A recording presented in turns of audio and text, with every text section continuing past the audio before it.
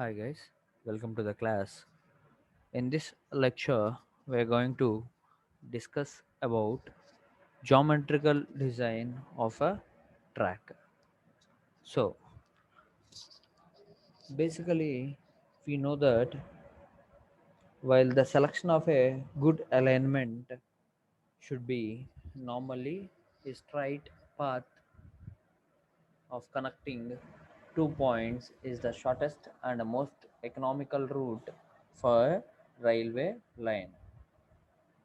But if any complications or practical problems which necessitates this deviation of routes, so the various factors involved in the selection of good alignment for a railway line are, let us see, geometrical design of the track.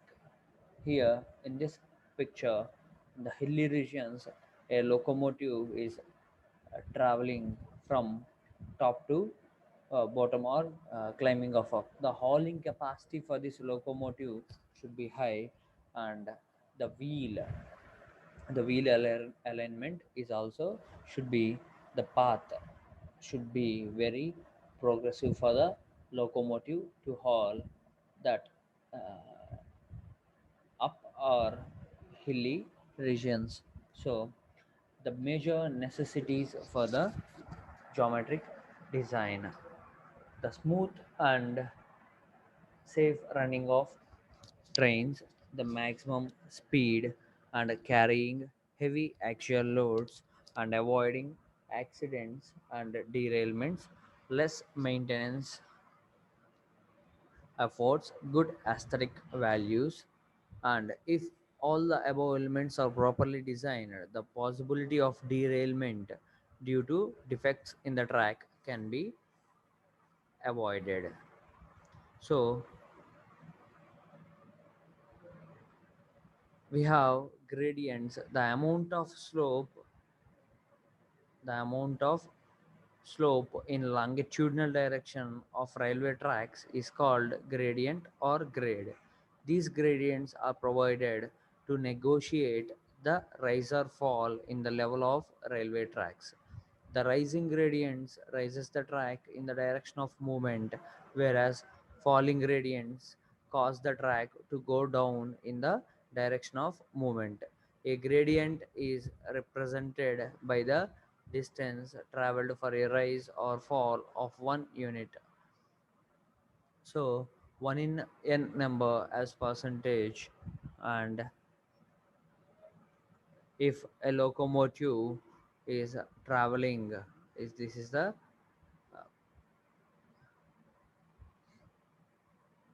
images for the gradients, which is of 10% and 4% gradient rise in the direction of movement of that locomotive. The gradients are provided on the track due to the major reasons behind those is to provide a uniform rate of rise of fall, or rise or fall as far as possible to reach the various stations located at different elevations to reduce the cost of earthwork. We know we have different types of gradients, like ruling gradient, momentum gradient, and pusher or helper gradient, and also the gradients in the station adds. So necessity for having a ruling gradient. The ruling gradient is the steepest gradient that exists in a section. It determines the maximum load that can be hauled by a locomotive on that section.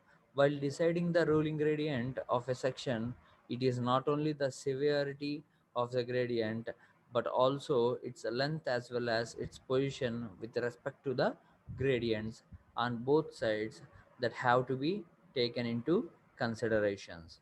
And The power of the locomotive to put into service on the track also plays an important role in taking these decisions, as the locomotive should have adequate power to haul the entire load over the rolling gradient at the maximum permissible speed. Here, this is the gradient we are providing, and the locomotive, is which the total amount of the load with which the locomotive can take up along with it, while negotiating these gradients without any minor or major losses in the speed of the movement of this locomotive. The ruling gradient, it is the maximum gradient, that is the steepest gradient which may be permitted on the section of the track. It is determined by maximum load that a locomotive can haul with maximum permissible speed. The extra pull required by the locomotive on gradient with an inclination, if p is equal to sine theta, and that is of uh, w is the where W is the uh, weight of the extra force P required by the locomotive to pull a train of weight. W is nothing but weight on a gradient with an angle of inclination theta. Theta is the angle of inclination. So the extra force required is equal to P, that is equal to weight of that locomotive and angle of inclination, weight and angle of inclination. Here, if the weight of the train is of 500 tons and the gradient, that is theta, the angle of inclination is of 1 in 100.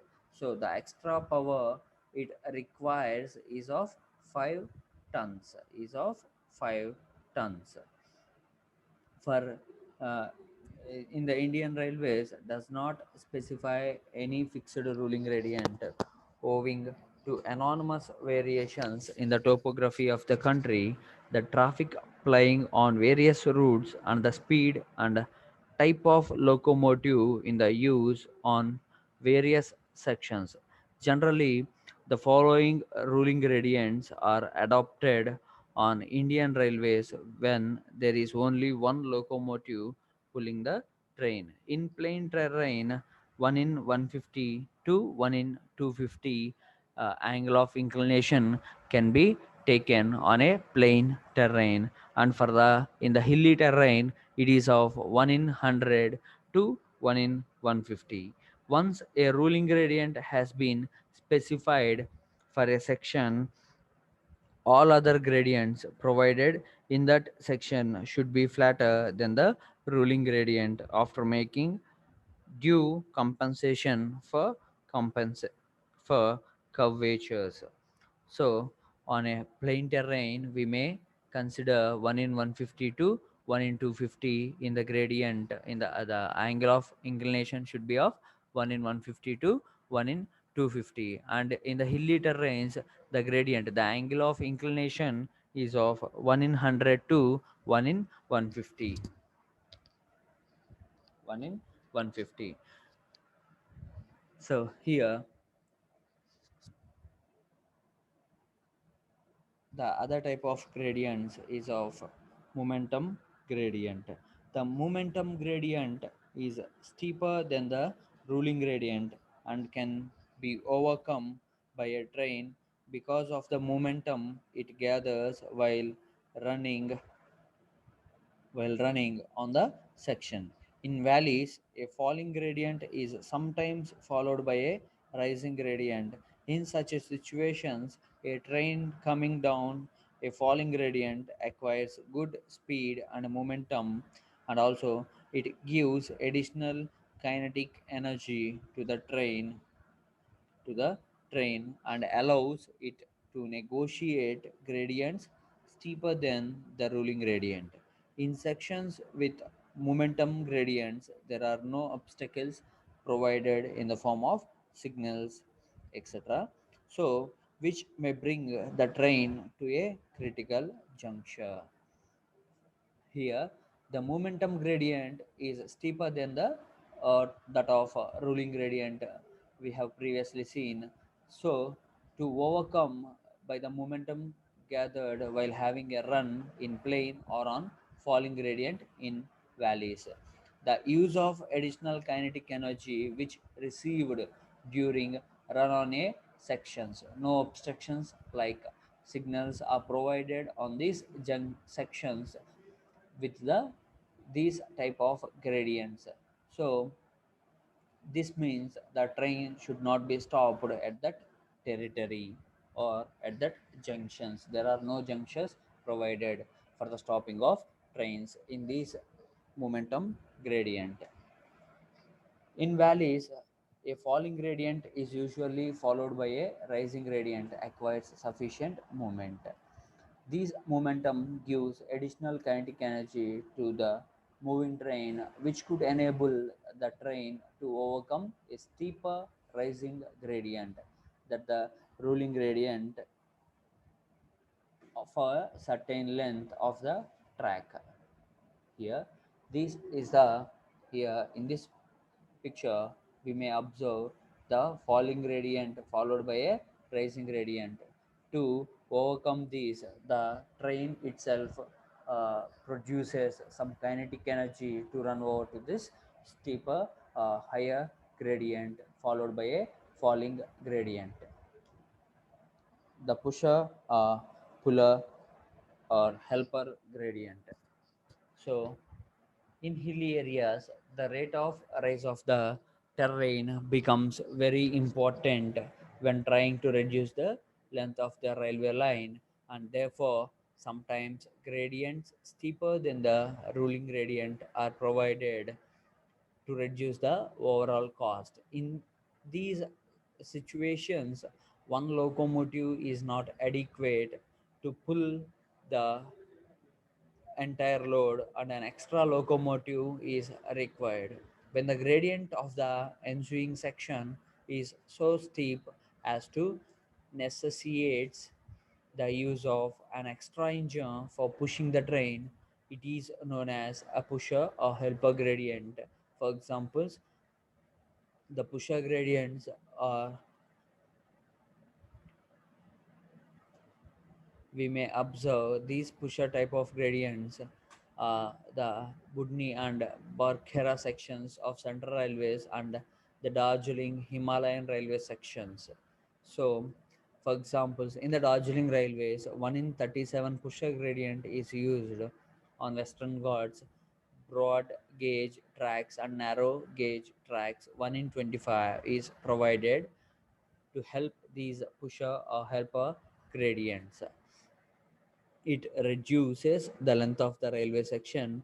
It also reduces the overall cost for laying up of a railway track without pusher or helper gradient in the hilly regions. This is the pusher or helper gradient. Next, gradient in station yards. The gradients in station yards are quite flat due to the uh, measure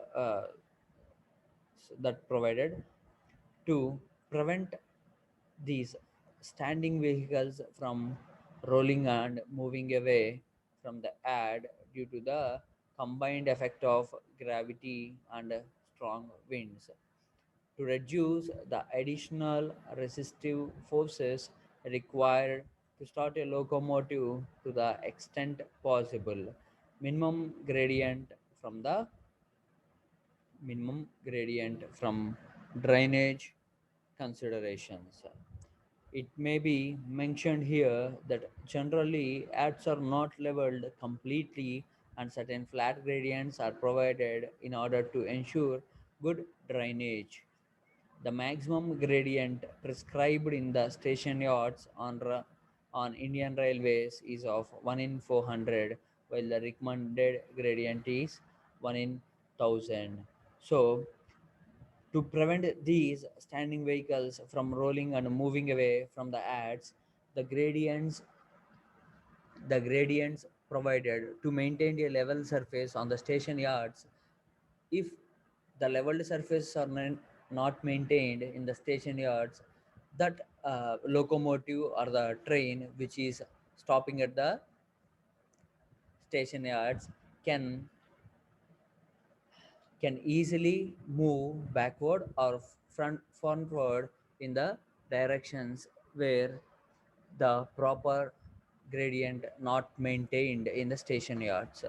So for a leveled surface of station yards, if these wheels cannot move any direction, and if any heavier winds blown towards these trains, the uh, the wheel arrangements can quickly move towards the slope provided. So here you can observe, while if there any in the upper image, you can observe if any gradient, if any slope is provided in this station yards, in these slope conditions, in these gradient conditions, the trains cannot be hold in position, so that if heavy winds or the traction between the wheels and the rails are smooth, so the locomotive can itself run backward or towards where the slope or the gradient is lower, where in the direction, so the locomotive move in the direction where the slope or the gradient of this rails have less. In these station yards, in the below picture we can observe these station yards not maintaining, these station yards has maintained the leveled surfaces, so the locomotive can rest on these tracks more easily without any traction to the wheels and without any breakage applied. Grade compensation on the cows. The grade compensation on the cows. If a curve is provided on a track with rolling gradient, the resistance of the track will be increased. The resistance can be increased. The curves provide extra resistance to the movement of trains. As a result, gradients are compensated to the following extent on curves. On In India, compensation for curvature is given by, for a broad gauge it is of 0.04% per degree of the curve, and for meter gauge track 0.3%, 0.03% per degree of curve, and for narrow gauge it is of 0.02% per degree of curve.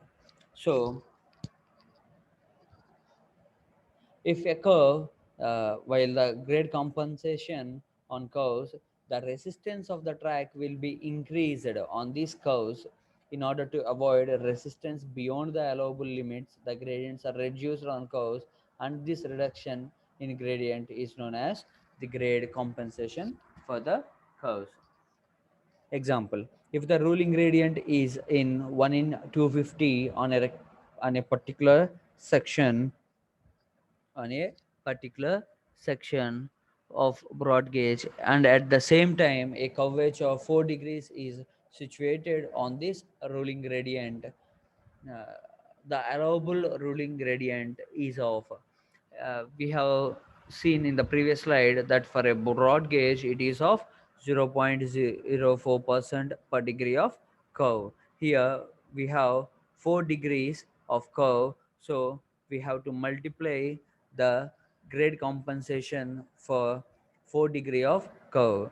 Here it is of, the grade compensation is of 4 into 0.04 percentage for the degree. So we have to multiply these 4 degrees into 4 degrees of the curve to, for a broad gauge it is of 0.04%, that is of 0.16% of grade compensation for a 4-degree curve is seen.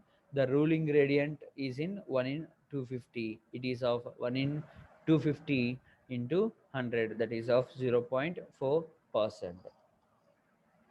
Therefore, the required ruling gradient or actual gradient, the required ruling gradient minus grade compensation, it is of, the ruling gradient we have is of value 0.4%, and the grade compensation is of 0.16%. So overall it is of 0.24%, that is, or other words, 1 in 417%, 417 1 in 417 of ruling gradient is provided the grade compensation on the curves. Here, the radius and the degree of the curve. The main curved portion of a railway track is kept circular, that is, the radius at every point of the curve is same, is same. So the radius of a railway curve is sometimes represented by the degree of the curve. So here, the degree of a railway curve. The angle subtended at the center of the curve by an arc of 30 meters length is defined as degree of curve. Relationship between the radius and degree of the curve.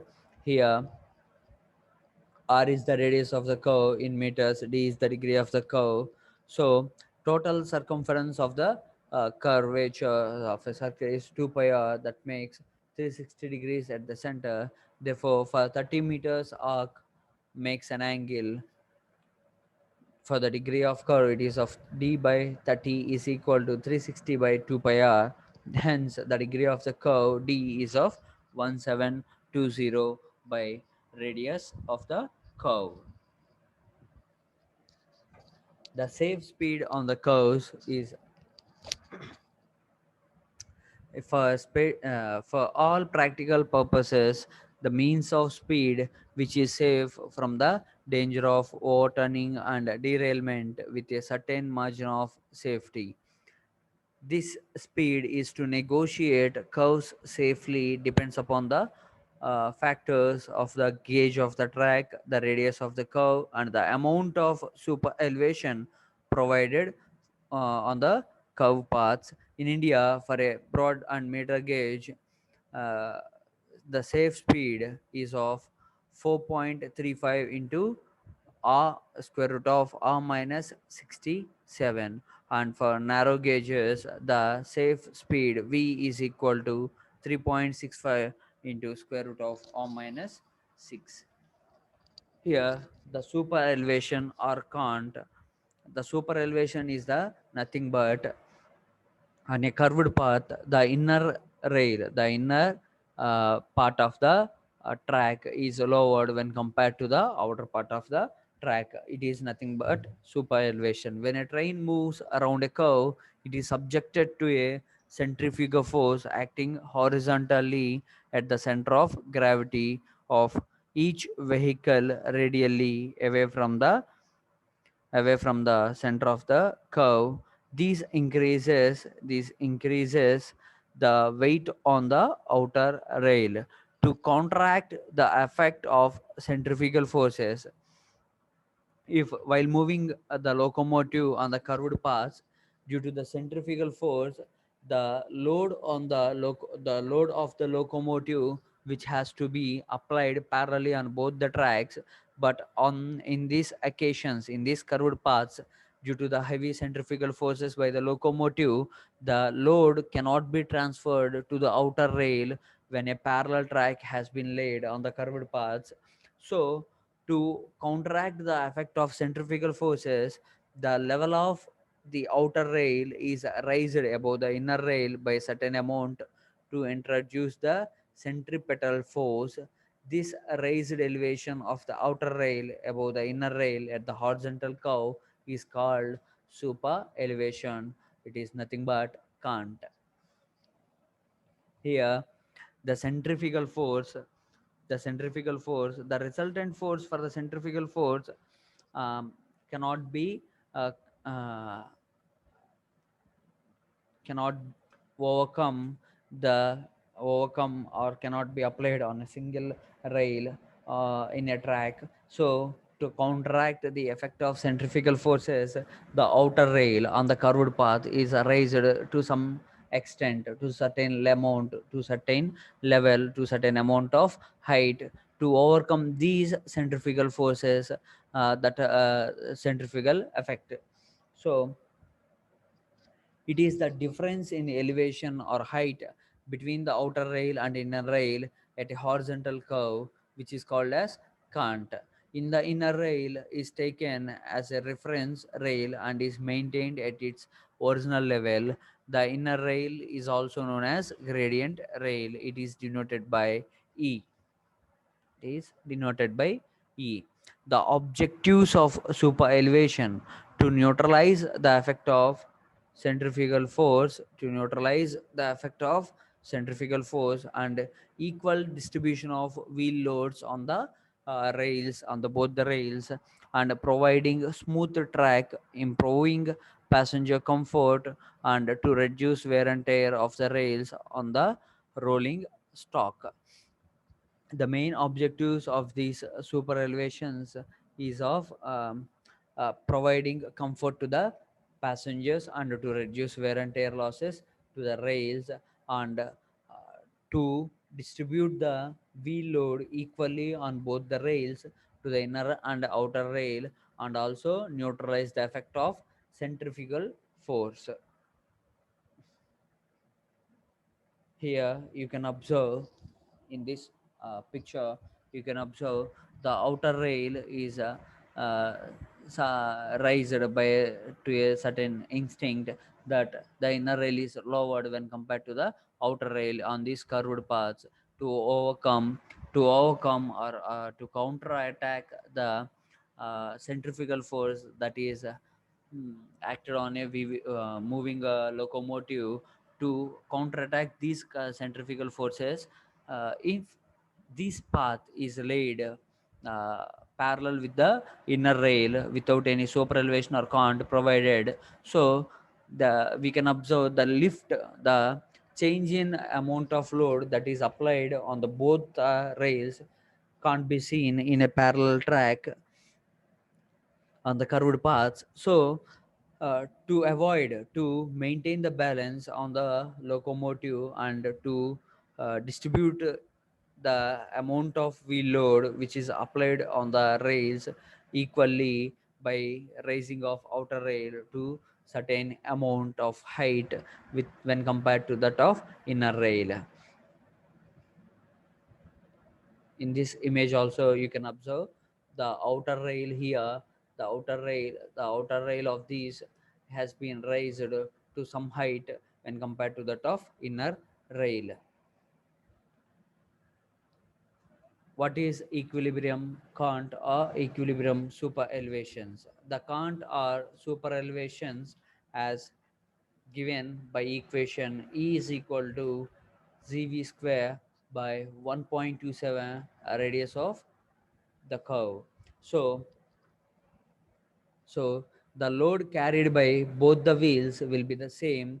The springs will be equally compressed, and the passengers will not tend to lean in either direction. Such cant is known as equilibrium cant. While we observe, if the cant provided here, the outer rail part has been raised to certain height to maintain the comfort for the passengers. The spring actions you can observe in this image, the spring actions that has been provided beneath the weight beneath the uh, weight of the locomotive. uh, these spring actions, these spring like arrangements can maintain the comfort to the passengers without any tendency to lean in the direction of curve, and a smooth passage of uh, wheel load has been seen in this equilibrium cant. The cant is provided on the basis of average speed of the trains. The majority of the Indian railways provide super elevation for equilibrium speed or average speed under condition of leveled tracks. The average speed or weighted average speed is equal to n, where n is the number of trains on a day on that track, and v is the speed of safe speed of the train in kilometer per hour. The average speed or weighted average speed is of combination of summation of number of trains and safe speed of the train in kilometer per hour, that is nothing but, and divided by the number of trains, and n1 v1 plus n2 v2 plus n3 v3 by number of trains, that is addition of summation of number of trains n1 plus n2 plus n3, that is of three number of trains. Here, the super elevation can be observed to raise the um, body of the to lean this the centrifugal force. Due to this centrifugal force acting normal to this, uh, actually it has to act in the resultant force. This is the center where the centrifugal force must act. But in the curved paths, in the curved situations, while applying of super elevations, the smooth passage of trains can be observed. There is no wear and tear losses can be observed, and also the weight of this locomotive is shifted the cant provided towards the cant provided. So what are the cant deficiency conditions? The equilibrium cant is provided on the basis of equilibrium speed or an average speed of different trains, but this equilibrium cant or super elevation falls short of that required for the high speed trains. This shortage of cant is called cant deficiency. But the equilibrium cant or super elevation falls short of that required for the high speed.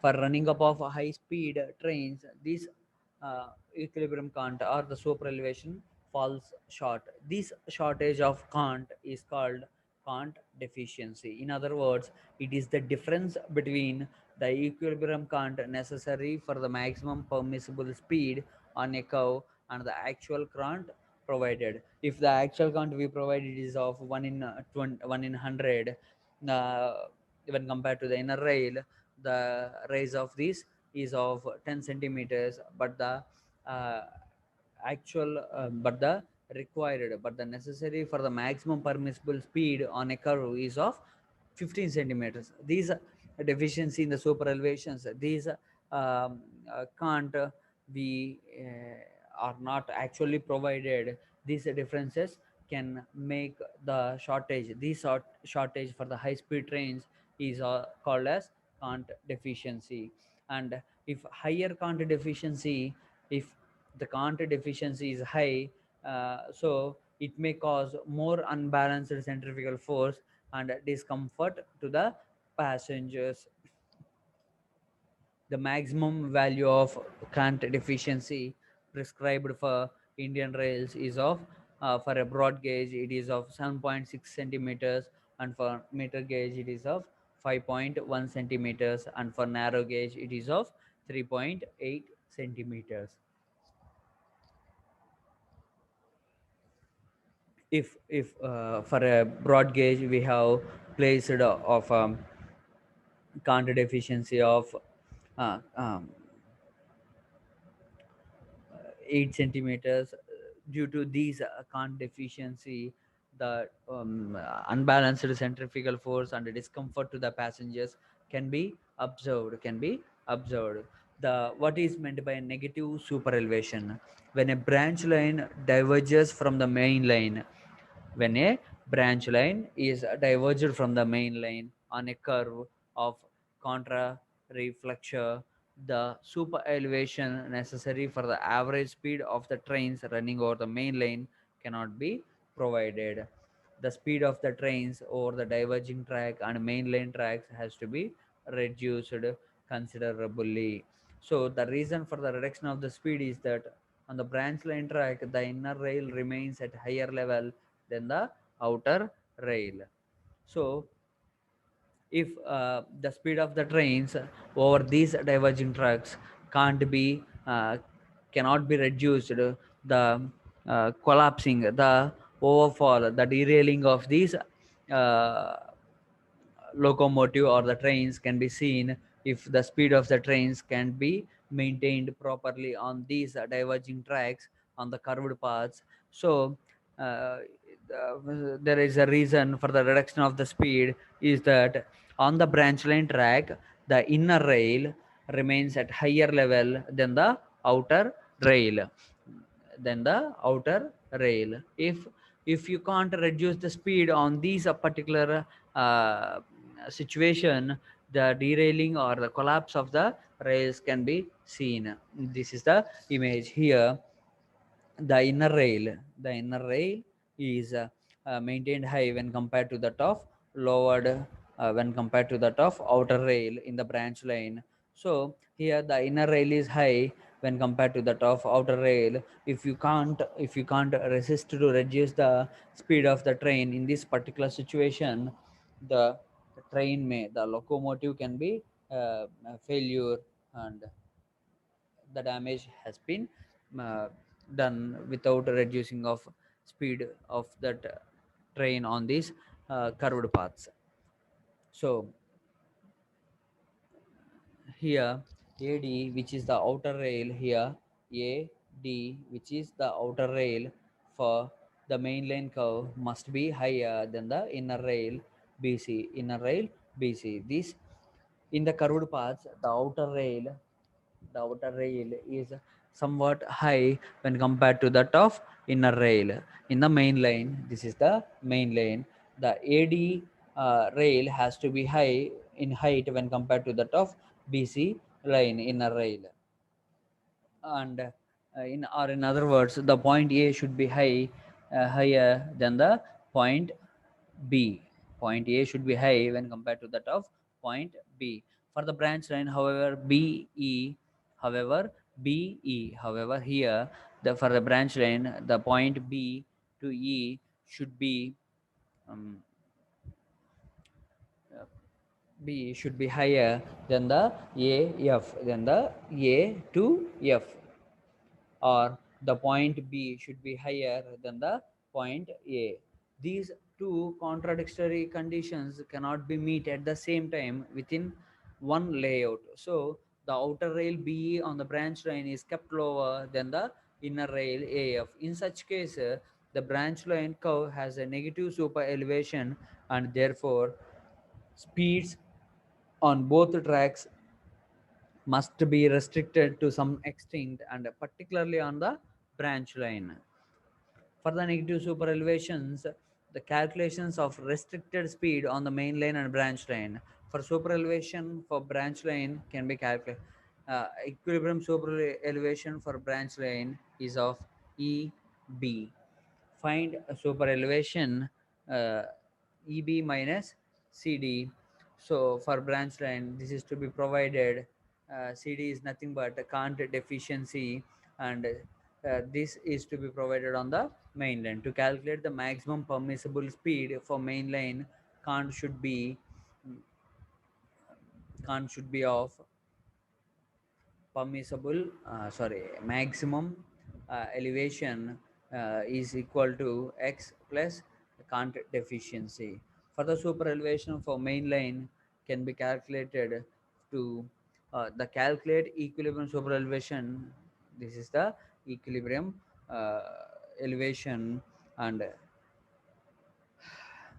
for finding up of super elevation, x is the elevation where the equilibrium elevation minus Kant deficiency for main line, to provide Kant on branch line, as x should be is of minus factor. So we are sending these coefficient of Kant deficiency to the left side, where equilibrium for branch line should be of minus super elevation and than the Kant deficiency.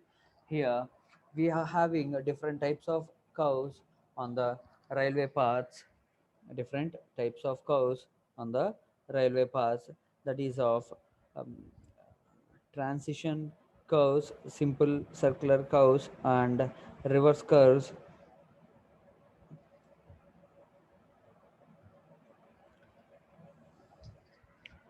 offsets methods, that we are having differential offset circular curves can be set out by a offset methods, tangential offsets, and uh, chord offset method, and Versine method, Versine method, and chord deflection method.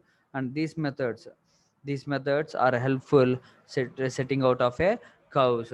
The transition curves is defined as a curve of parabolic nature which is introduced between a straight and a curve for circular curve or between two branches of a compound curve. It is necessary to provide an easy change from a tangent to the radius selected for a particular curve. It is essential that the curvature on super elevation in the outer rail and the curvature in the inner rail are attained gradually by the use of easement curve or transition curve.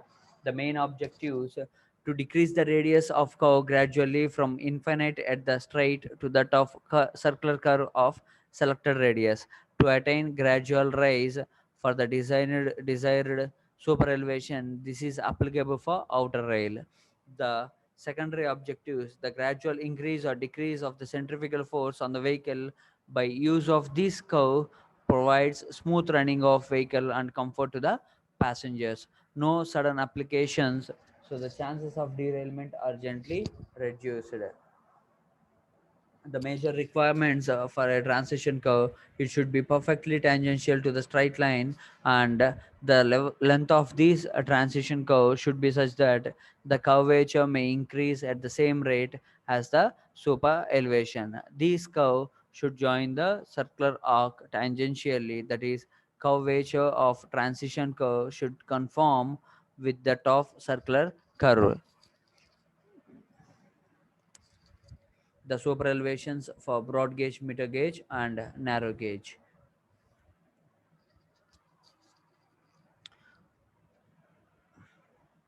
For broad gauge, for a broad gauge,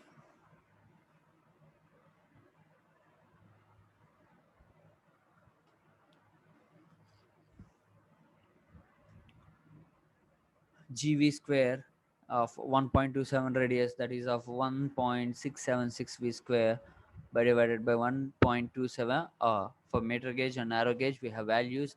And uh, for the super elevations, thank you. Meet you in the next class.